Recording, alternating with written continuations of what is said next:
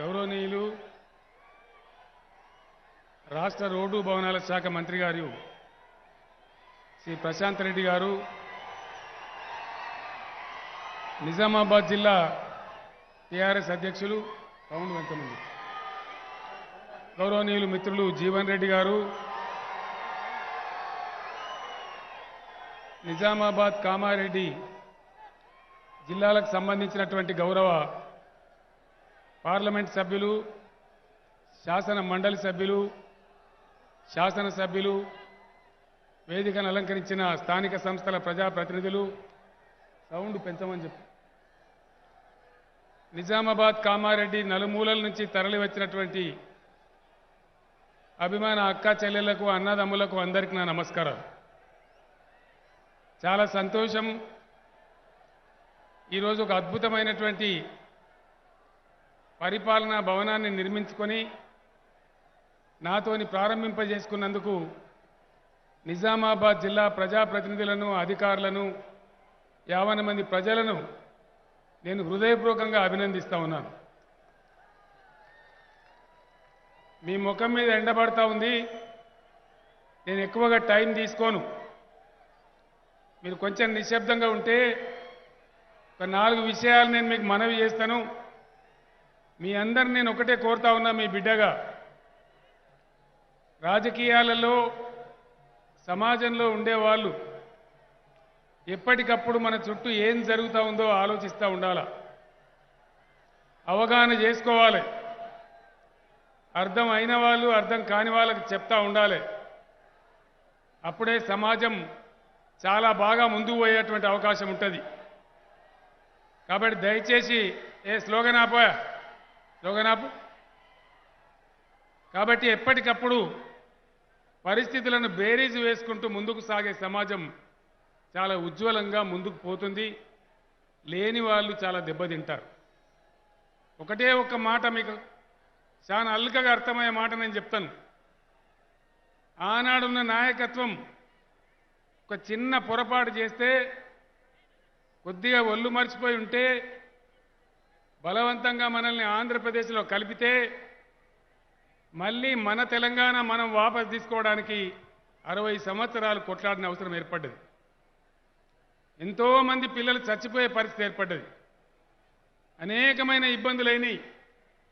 నేను కూడా చివరికి చావు అంచు వరకు వెళ్ళి పోరాడే పరిస్థితులు వచ్చినాయి.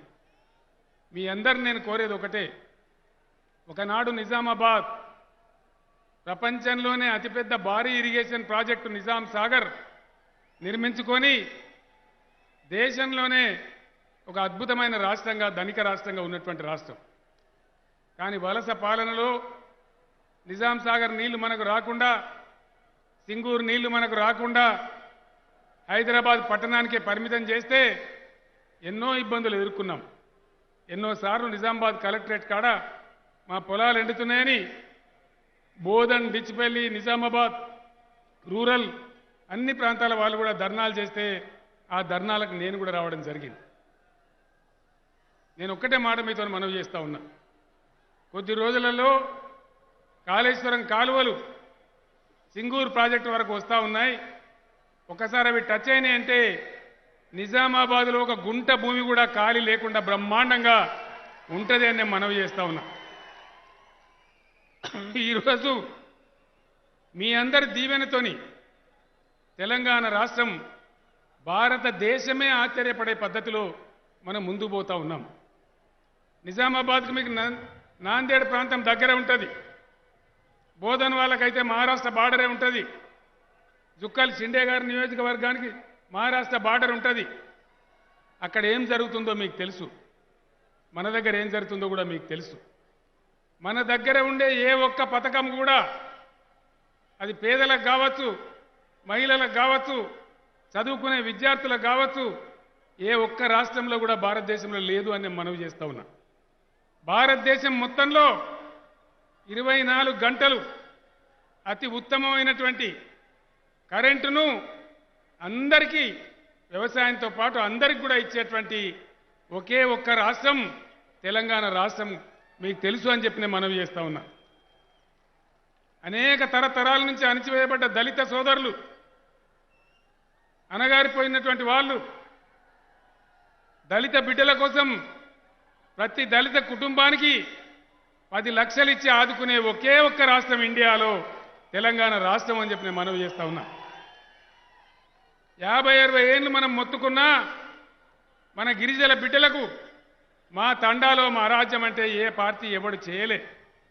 ఇలా తెలంగాణ రాష్ట్రంలో 3600 తండాలను పంచాయతీలుగా ఏర్పాటు చేస్తే మన గిరిజన బిడ్డలే బ్రహ్మాండంగా ఇలా సర్పంచులుగా 3600 మంది అద్భుతంగా పనిచేస్తూ ఉన్నారని కూడా నేను మనవి చేస్తూ ఉన్నా.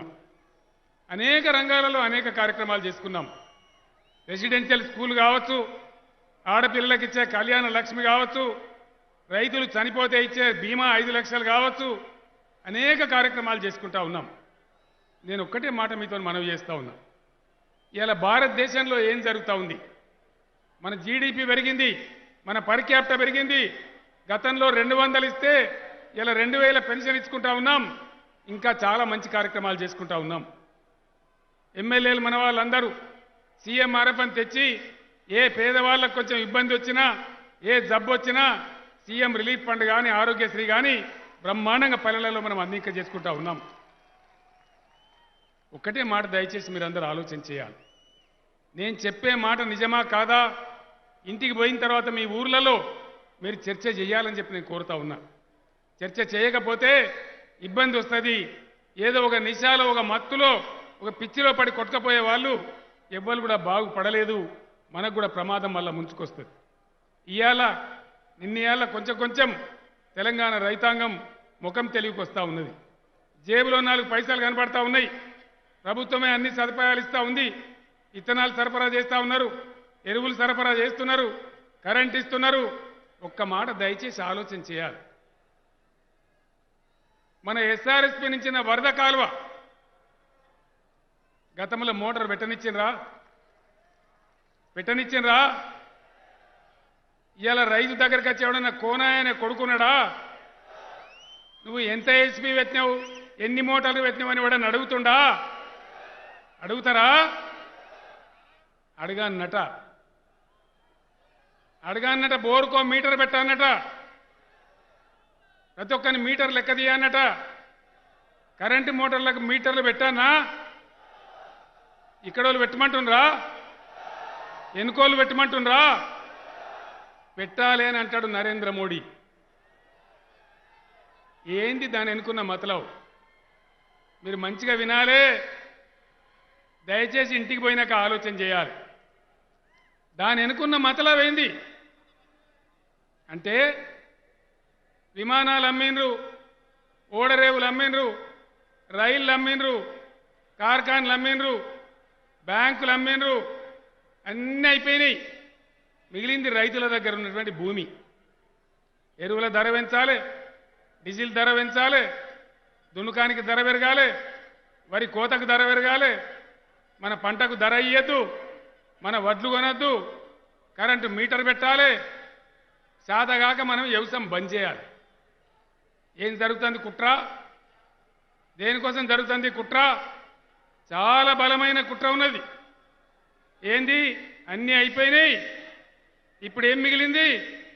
ఒక వ్యవసాయం, పంటలు, రైతుల దగ్గర ఉన్న భూములు. రైతుల దగ్గర ఉన్న భూములు లాక్కోవాలి. మోడీ గారి దోస్తులకు, కార్పొరేట్ కంపెనీలకు అప్పచెప్పాలి. అన్ని బిల్లులు పెరిగి పంటలు కొనక, పంటలకు ధరలు రాక మనం నాశనం అయిపోతే రైతుగా నాతో కాదు నేను జాలించుకుంటున్నా అంటే మీ భూములు కొనడానికి సిద్ధంగా ఉన్నారు. కార్పొరేట్ కంపెనీలు వస్తాయి, పెద్ద పెద్ద సూట్ కేసులు పట్టుకొని వాళ్ళకి మీ భూములు అప్పగియండి, మీరు అందులోనే కూలి పని చేయండి అంటారు. ఇది చాలా ప్రమాదమైన కుట్ర. దయచేసి నేను ఒక్కటే మాట మీకు దండం పెట్టి చెప్తా ఉన్నా. ఒకనాడు ఖలీల్వాడి మైదానంలో, ఇప్పుడు లేరు పెద్దలు, సురేందర్ రెడ్డి గారు చనిపోయినారు. ఆయన నాయకత్వంలో, ఇంకా ఉన్న కొద్దిమంది నాయకత్వంలో నేను మోత గ్రామానికి వస్తే, మోత యునానిమస్గా తీర్మానం పాస్ చేస్తే నేను ఆ రోజు పిడికిలి బిగించి చెప్పిన మీ బిడ్డగా, ఖచ్చితంగా నా ప్రాణం పోయినా సరే తెలంగాణ రాష్ట్రం తెస్తా, తెచ్చిన తెలంగాణ రాష్ట్రాన్ని చక్కగా చేస్తా అని చెప్పిన. ఇలా కరెంటు, మంచినీళ్లు, సాగునీళ్లు, ఎరువులు, విత్తనాలు రెసిడెన్షియల్ కాలేజీలు, కళ్యాణ లక్ష్మిలు, పెన్షన్లు ఎన్నో ఇచ్చి పేదలను ఆదుకుంటా ఉన్నాం. ఒకటే ఒక మాట, 7-8 ఏళ్ల కింద ఒక్కొక్క గ్రామానికి ఎన్ని లక్షల రూపాయలు వస్తుండే, ఇవాళ ఎన్ని లక్షల రూపాయలు వస్తున్నాయి? ఈ వచ్చే సదుపాయం పొడగొట్టుకుందామా, విడిచిపెట్టుకుందామా, మనకు వద్దందామా? వద్దు అనాలి అంటున్నారు. అవి ఉచితాలట, ఉచిత పథకాలట, పనికిమాలిన పథకాలట.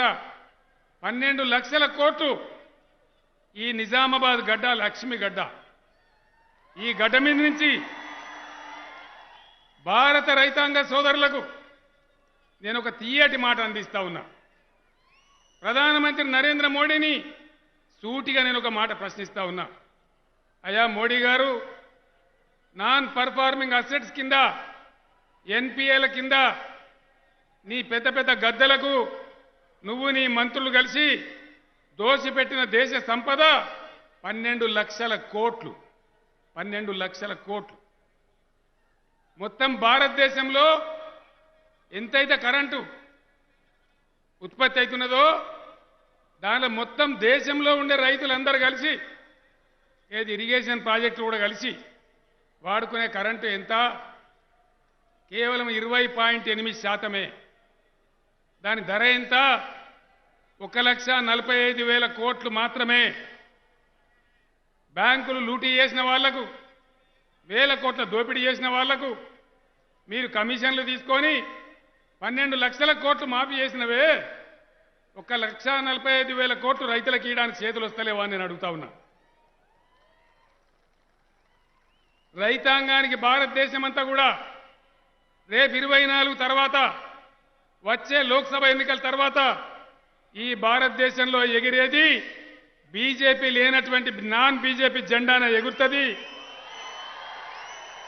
ఈ దిక్కుమాలిన దరిద్రం కొట్టు పేదల వ్యతిరేక, రైతుల వ్యతిరేక, కార్మిక వ్యతిరేక బీజేపీని సాగనంపుదాం. మన ప్రభుత్వమే రాబోతా ఉంది ఢిల్లీ గద్దె మీద కూడా. నేను ఈ నిజామాబాద్ గడ్డ ద్వారా భారతదేశ రైతాంగానికి తీపి కబురు అందిస్తా ఉన్నా. 24లో బీజేపీ ముక్త్ భారత్ నినాదంతో బీజేపీయేతర ప్రభుత్వాన్ని ఎన్నుకోండి. భారతదేశ యావత్తు రైతాంగానికి తెలంగాణ మాదిరిగానే ఉచిత కరెంటు, ఫ్రీ కరెంటు ఇస్తామని చెప్పి ఈ నిజామాబాద్ నుంచి అనౌన్స్ చేస్తా ఉన్నా.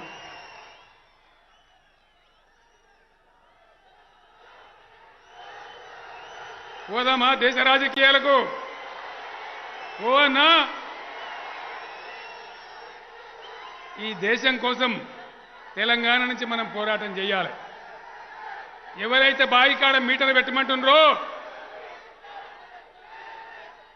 ఎవరైతే బాయిల కాడ మీటర్ పెట్టమంటున్నారో, ఎవరైతే రైతాంగాన్ని ఆత్మహత్యలు చేసుకోమని చచ్చిపోమంటున్నారో, ఎవరైతే రైతుల ఉసురు పోసుకుంటామంటున్నారో వాళ్ళు మన బాయికాడ మీటర్ పెట్టుడు కాదు. మనందరం ఏకమై ఒక్కటై ఎవడైతే మీటర్ పెట్టమంటుండో వానికే మీటర్ పెట్టాలి. అట్లయితేనే బాగుపడతాం. ప్రపంచంలో ఏ దేశంలో కూడా లేనటువంటి, ఏ దేశానికి, అమెరికా కూడా లేనటువంటి గొప్ప వరం భారతదేశానికి దేవుడిచ్చిండు.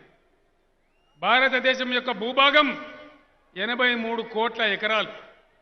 ఇందులో సరాసరి సగం 41 కోట్ల ఎకరాలు వ్యవసాయానికి అనుకూలమైన భూములున్నాయి. బ్రహ్మాండమైన కృష్ణా, గోదావరి, గంగా, కావేరి, నర్మదా నదులున్నాయి. ఒక్కటి కూడా పెద్ద రిజర్వాయర్ లేదు. ఈ నరేంద్ర మోడీ డంబాచారం చెప్తే ఒక్క ప్రాజెక్ట్ అన్న కట్టినరా భారతదేశంలో? ఒక కొత్త ఫ్యాక్టరీ పెట్టినరా? ఉన్నాయి అమ్మక దొప్పుడు తప్ప ఒక్కటి కూడా కొత్తది పెట్టింది లేదు.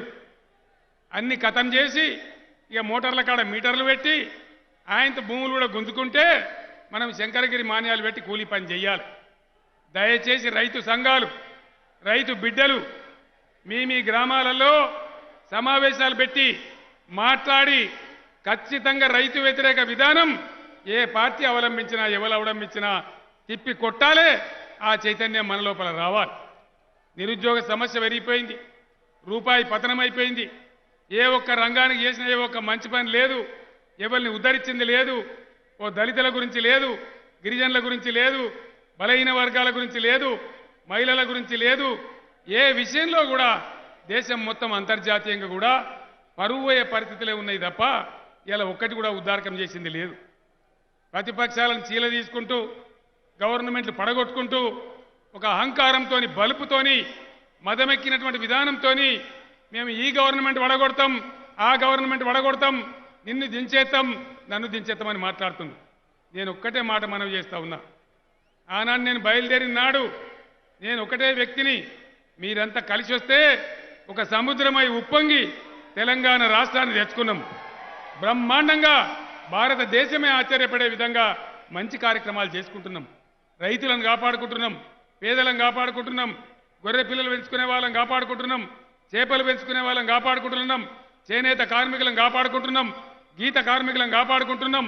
అందరినీ కూడా అందుకొని ముందుకు పోతా ఉన్నాం. ఇదే విధంగా దేశం కూడా బాగుపడాలి. దేశం బాగుపడాలంటే దేశంలో రాజకీయాలు ఆరోగ్యకరమైన రాజకీయాలు ఉండాలి. అహంకారంతో ప్రతిపక్షాలను చీల్చి చెండాడి ఎమ్మెల్యేలను సంతలో పశువులాగా కొనేటువంటి ప్రభుత్వాలు కాదు. ప్రజాస్వామ్యంతో, ఓపికతోని, సహించతో గుణంతోని, ఒక సహనశీల విధానంతో ప్రజాస్వామ్యబద్ధంగా ఈ దేశాన్ని ముందుకు తీసుకుపోయే లౌకిక ప్రజాస్వామ్య శక్తుల యొక్క రాజ్యం రావాలి. అది రావాలంటే చాలామంది ఉత్తర భారతదేశం నుంచి 28 రాష్ట్రాల నుంచి మన రైతు సోదరులంతా వచ్చినారు. మీరు పేపర్లలో టీవీలలో చూసినారు. వాళ్ళందరూ కూడా చెప్తా ఉన్నారు, కేసీఆర్ గారు మీ రాష్ట్రంలో మీరు బాగానే తిప్పలబడ్డారు, దయచేసి మీరు భారతదేశం గురించి కూడా పిడికిలి బిగించాలి, మేమంతా మీ ఎంబడ ఉంటాం రమ్మని కోరుతా ఉన్నారు. మీరందరూ చెప్తే మరి ఇలా మనం దేశ రాజకీయాలను ప్రభావితం చేయడానికి ముందుకు పోదామా అన్నా? వినబడతలేదు.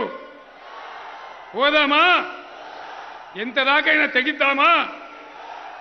మీ అందరు ఆజ్ఞ ఇస్తున్నారు కాబట్టి త్వరలోనే ఈ నిజామాబాద్ గడ్డ నుంచే నేను ప్రకటిస్తా ఉన్నా, మనం జాతీయ రాజకీయ ప్రస్థానాన్ని కూడా బ్రహ్మాండంగా ప్రారంభించుదాం, ముందుకు పోదాం. ఏ విధంగా తెలంగాణ బాగు చేసినామో ఆ విధంగా ముందుకు పోదాం. నేను ఎక్కువ టైం తీసుకోను, ఒక్కటే మాట మీకు మనవి చేస్తాను.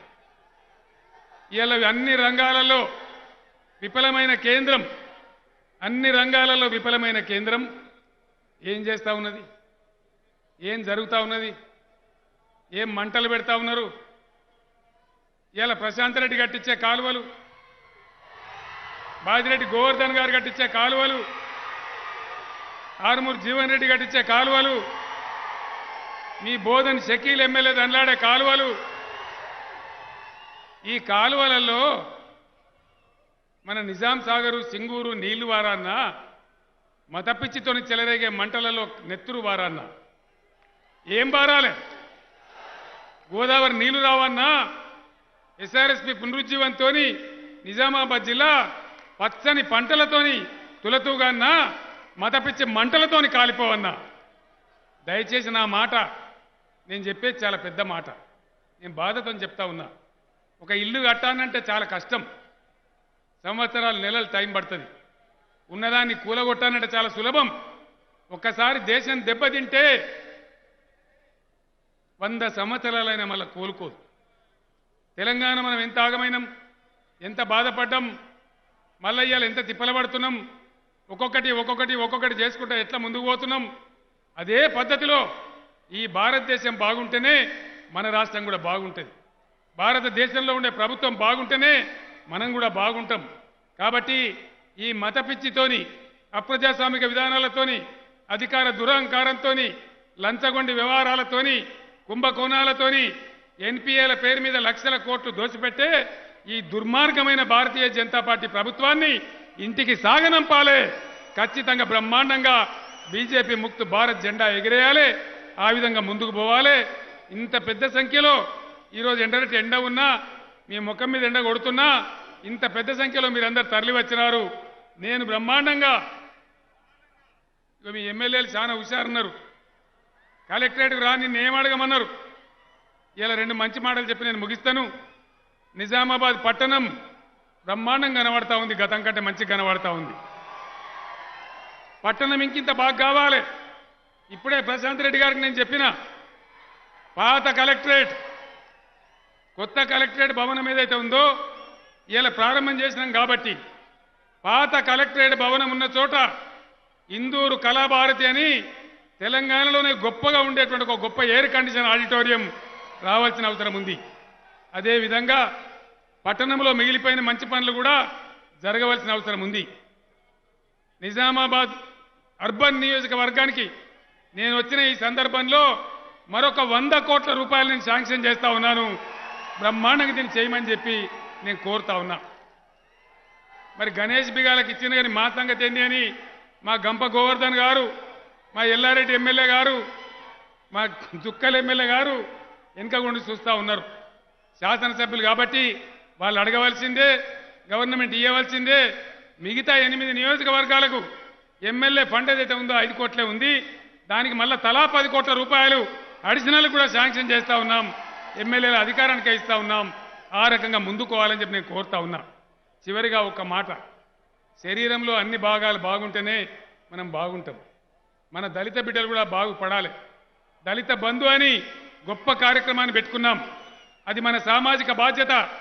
యావత్తు ఎమ్మెల్యేలు, స్థానిక సంస్థల ప్రజాప్రతినిధులు, అన్ని గ్రామాలలో ఉండే ప్రజా సంఘాలు, ప్రజా నాయకులు దయచేసి దళిత బంధు కార్యక్రమాన్ని కూడా బ్రహ్మాండంగా ముందుకు తీసుకొని పోవాలని మీ అందరితో కోరుతూ, ఇంత పెద్ద ఎత్తున వచ్చి నన్ను దీవించినందుకు, జాతీయ రాజకీయాల కొమ్మని ఆదేశం ఇచ్చినందుకు మీ అందరికీ కూడా పేరు పేరున ధన్యవాదాలు తెలియజేస్తూ నేను సెలవు తీసుకుంటా ఉన్నా. జై తెలంగాణ. చల్లబడ్డ అయింది. జై తెలంగాణ, జై తెలంగాణ. ధన్యవాదాలు. Germantown Super Speciality Hospital. Dr. Mir Jawad Zar Khan, Senior Experienced Orthopedic Surgeon, Bone Fracture, Joint Replacement, Hip Replacement और Spine Surgery कामयाबी से अंजाम दे रहे हैं. इसके अलावा neuro surgery, cardiology, gynaecology, dental, general medicine, dialysis और फिजियोथेरेपी जैसे शोबाजात में इंतहाई कामयाबी के साथ वाजबी फीस में इलाज किया जा रहा है. शेयरिंग और प्राइवेट रूम्स. अस्पताल में 24 घंटे MRI, CT scan, 2D digital x-ray, ultrasound, operation theatre, ICU और लैब की सहूलत दस्तयाब है. आपकी उम्मीदों के ऐन मुताबिक Germanten super speciality hospital, pillar number 150, Attapur, Hyderabad.